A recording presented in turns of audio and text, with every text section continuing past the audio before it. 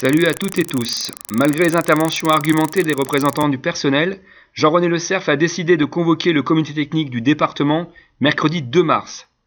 C'est son entêtement et son refus d'entendre les agents de la collectivité qui ont conduit l'intersyndicale à appeler à une journée de mobilisation la veille, le 1er mars.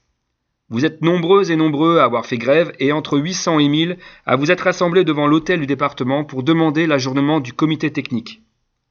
Dans notre volonté de nous faire entendre et face au refus du DGS d'aller à la rencontre du personnel, nous sommes tous entrés dans le bâtiment et avons, avec détermination et énergie, tout en respectant les lieux et les quelques personnes s'y trouvant, occupé durant 4 heures une partie des 6e et 7e étages, bref, les bureaux du président et du DGS.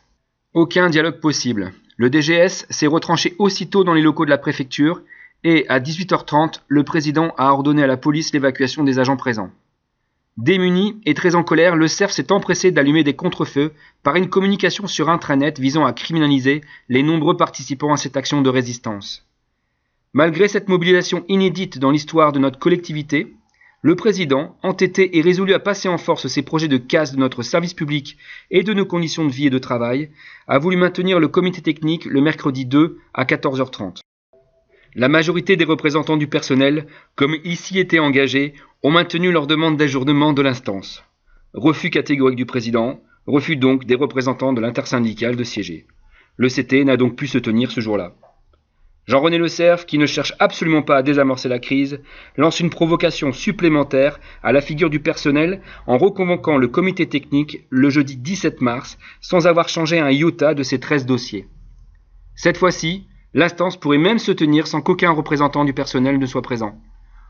On ne lui fera pas ce plaisir-là, et jusqu'au bout, les élus réitéreront leur opposition radicale à l'ensemble des projets destructeurs de l'exécutif. Mais seuls les élus ne peuvent peser dans le rapport de force que nous impose notre employeur.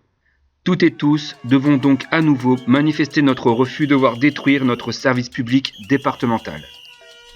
C'est ce jeudi 17 mars, dès 9h30, début du comité technique, et jusqu'à 14h, que nous devons à la fois montrer à Le Cerf que nous ne désarmons pas et faire savoir à la population ce qui se trame en son nom. Partout où c'est possible, rassemblons-nous devant notre lieu de travail, tous ensemble ou en nous relayant. Pour les petits services, prenons contact avec nos collègues et regroupons-nous. Par des banderoles, des pancartes, exprimons notre colère et nos exigences. Informons la population en distribuant le tract soutenu par l'intersyndicale.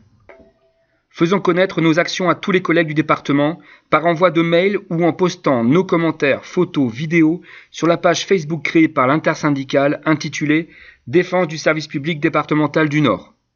À compter du 17 mars, identifions-nous lanceurs d'alerte pour le service public en portant tous un brassard rouge. Haut les cœurs!